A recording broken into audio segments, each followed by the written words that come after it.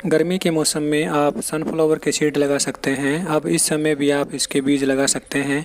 1 महीने पहले मैंने इनके बीजों को लगाया था और ये लार्ज वैरायटी वाले सनफ्लावर वाले पौधे हैं। इनकी छोटी वैरायटीज़ भी होती है जिनमें छोटे साइज़ के पौधे रहते हैं और छोटे साइज़ के फूल खिलते हैं। ये लार्ज वैरायटी वाले पौधे हैं और बड़े बड़े साइज़ के पौधे हो गए हैं और जितने बड़े साइज़ के पौधे होंगे उतना ही बड़ा फूल इन पौधों पे आएगा। पहले तो मैं ये सोच रहा था कि मैं इनकी सीडलिंग्स तैयार करके गमले में इनको लगाऊंगा, मगर अब इन पौधों की ग्रोथ देखकर अब मेरा मन नहीं करता, क्योंकि ये पौधे ज़मीन में ही बहुत अच्छी ग्रोथ करते हैं। गमले में यदि मैं इन पौधों को अब लगाऊंगा तो हो सकता है कुछ पौधे सूख जाएं, तो मैं नहीं चाहता कि कोई भी पौधा सूखे। अब कुछ ही दिनों बाद इन पौधों में फ्लावरिंग शुरू हो जाएगी। यदि आपने सनफ्लावर के सीड नहीं लगाए हैं तो अब भी समय है, आप इनके सीड लगा लीजिए।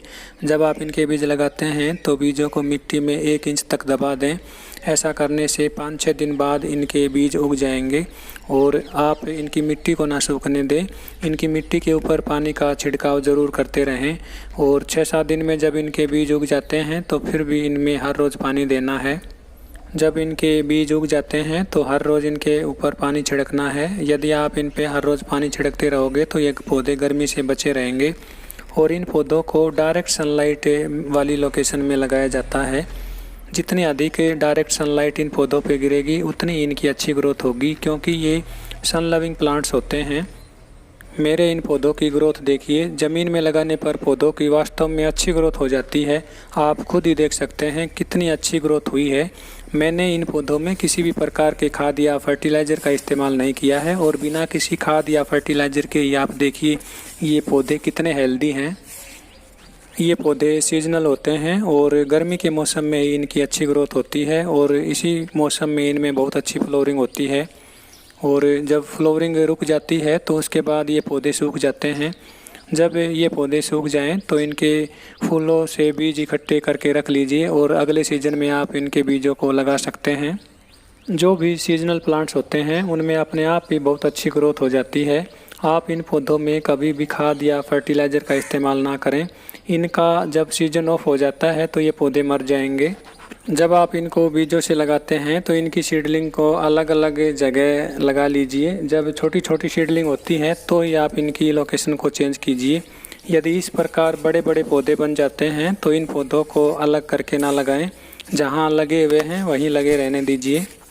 यदि हम इस समय इनके पौधों को अलग अलग जगह लगाएंगे तो अधिक धूप होने की वजह से ये पौधे सूख सकते हैं। यदि आप इन पौधों को गमलों में लगाना चाहते हैं तो एक गमले में केवल एक ही पौधा लगाइए, क्योंकि एक ही पौधे की बहुत अच्छी ग्रोथ हो जाती है और ये पौधा घना बन जाता है और एक साथ इसमें 4-5 फूल भी खिल जाते हैं। यदि आप इन पौधों को गमलों में लगाना चाहते हैं तो कम से कम 10 इंच साइज़ के गमले में लगाइए और एक गमले में केवल एक ही पौधा लगाइए, क्योंकि इस पौधे की बहुत अच्छी ग्रोथ हो जाती है।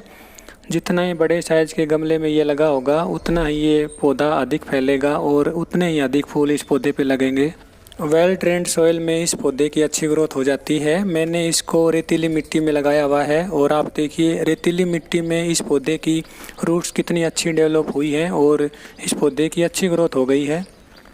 कई जगह तो इन पौधों को पूरे खेत में लगाया जाता है और इनके बीजों से वनस्पति तेल निकाला जाता है। अब गर्मी के मौसम में आप इन पौधों को लगा लीजिए, बहुत अच्छी फ्लोरिंग होगी।